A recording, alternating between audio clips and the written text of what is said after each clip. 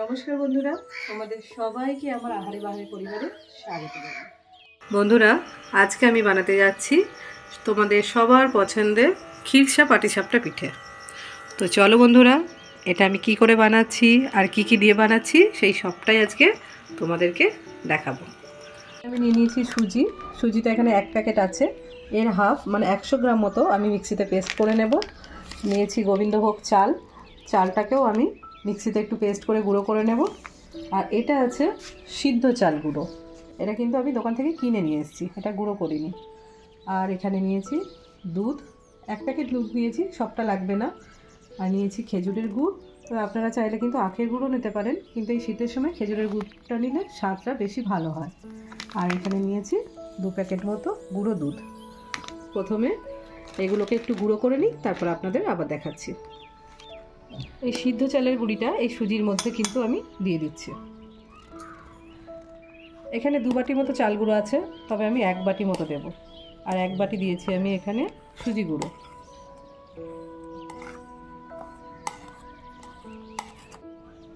দিয়ে দিচ্ছি হাফ চামচেরও কম নুন। আর দিয়ে দিচ্ছি 100 গ্রাম মতো গুড়। তবে মিষ্টিটা কিন্তু আপনারা আপনাদের আন্দাজ মতো দেবেন। গুড়ের মধ্যে তো মিষ্টি থাকবে, ওই জন্য কিন্তু এখানে আমি বেশি গুড়টা দিলাম না। তবে আপনারা এখানে গুড়ের পরিবর্তে চিনিও দিতে পারেন। ভালো করে আমি একটু শুকনোতে মিশিয়ে নিচ্ছি, অল্প করে জল দেব আর এটা কিন্তু মিক্সড করব। তবে আপনারা এই জলের পরিবর্তে দুধও দিতে পারেন। একবারেই কিন্তু আমি অনেকটা জল দেব না, অল্প অল্প করে জল দেব আর মিক্সড করব।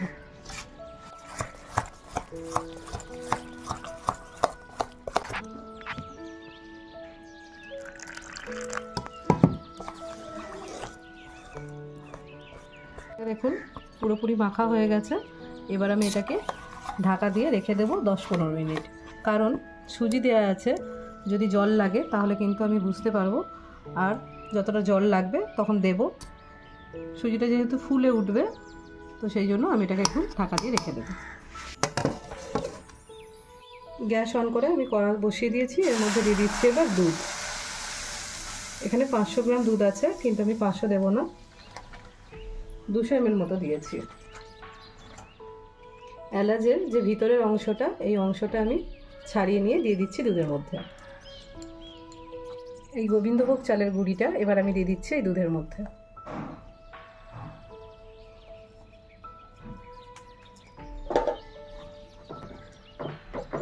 ভালো করে আমি দুধের সঙ্গে কিন্তু এটা মিশিয়ে নেব।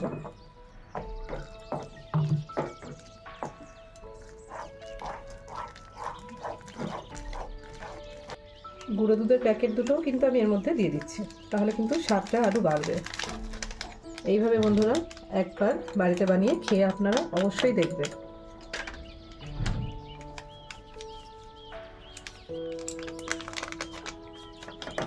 এবার আমি এর মধ্যে দিয়ে দিচ্ছি খেজুরের গুড়। এখানে আমি প্রায় 300 গ্রাম মতো কিন্তু গুড় দিচ্ছি। খুব ভালো করে এবার এই সবগুলো আমি একসাথে মিশিয়ে নেব।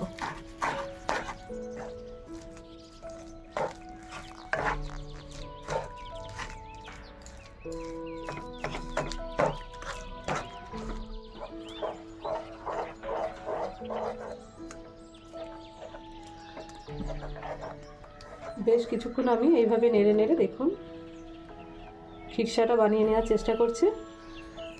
আর একটু এটা ঘন হয়ে গেলে আমি গ্যাসটা অফ করে দেব। দেখুন বন্ধুরা, রস ভাবটা সব মরে গেছে, আর দেখুন এটা একদম পুরোপুরি রেডি। তো এবার আমি এটাকে ঠান্ডা হবার জন্য অপেক্ষা করব। এবার আমি গ্যাসটা অফ করে দিচ্ছি। এই প্লেটের মধ্যে আমি নিয়ে নিচ্ছি 1 চামচ গাওয়া ঘি, এর সাথে আমি নিয়ে নিচ্ছি 1 চামচ মতো সাদা তেল। এটা কিন্তু আমি মিক্সড করে নিলাম। আপনারা এখানে সাদা তেলের পরিবর্তে শুধু ঘিও দিতে পারেন। একটা বেগুনের আমি কিছুটা কেটে নিয়েছি। এই ঘি আর তেলটা আমি লাগিয়ে নেব। লাগিয়ে নিয়ে এই ননস্টিকের কড়াটা আমি গ্যাসের মধ্যে বসিয়ে দিয়েছি গরম করতে। এটার মধ্যে আমি একটু মাখিয়ে নিচ্ছি। সুজির সঙ্গে চাল গুঁড়োটা পুরো সেট হয়ে গেছে। দেখুন একটু কিন্তু মোটা লাগছে, একটু থকথকে ভাব লাগছে। আমি এটার মধ্যে আরেকটু জল দিয়ে একটু পাতলা করে নেব। দেখুন ঠিক এইভাবে কিন্তু একটু পাতলা করে নিয়েছি।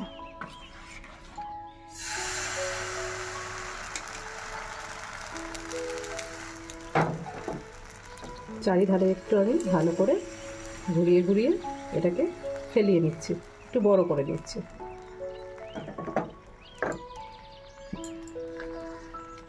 একটু উপর থেকে ঢাকা দিয়ে রাখবো। দেখুন কিরকম ফুলে উঠেছে। এবার আমি উপর থেকে দিয়ে দেবো খিরসাটা।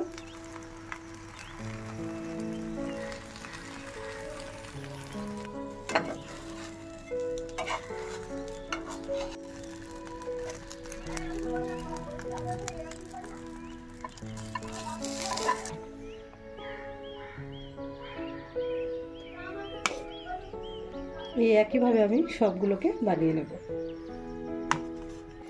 বন্ধুরা, তোমরা ভাবছো এই গরমে আমি পাটিসাপটার ভিডিও দিচ্ছি, তো তোমাদেরকে বলে রাখি এই ভিডিওটা কিন্তু আমি অনেক আগেই বানিয়েছিলাম, কিন্তু তোমাদের সাথে শেয়ার করতে পারিনি, তাই জন্য আজকে শেয়ার করে দিচ্ছি।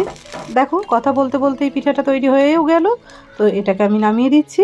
আর হ্যাঁ বন্ধুরা, আমার রেসিপিগুলো তোমার কেমন লাগে সেটা কিন্তু আমাকে কমেন্টে অবশ্যই জানিও। ভালো লাগলে লাইক ও শেয়ার করো, আর নতুন বন্ধুরা চ্যানেলটিকে সাবস্ক্রাইব করে নিও, তাহলে আমার সব ভিডিও সবার আগে তোমাদের কাছে পৌঁছে যাবে। সবাই ভালো থেকো, সুস্থ থেকো।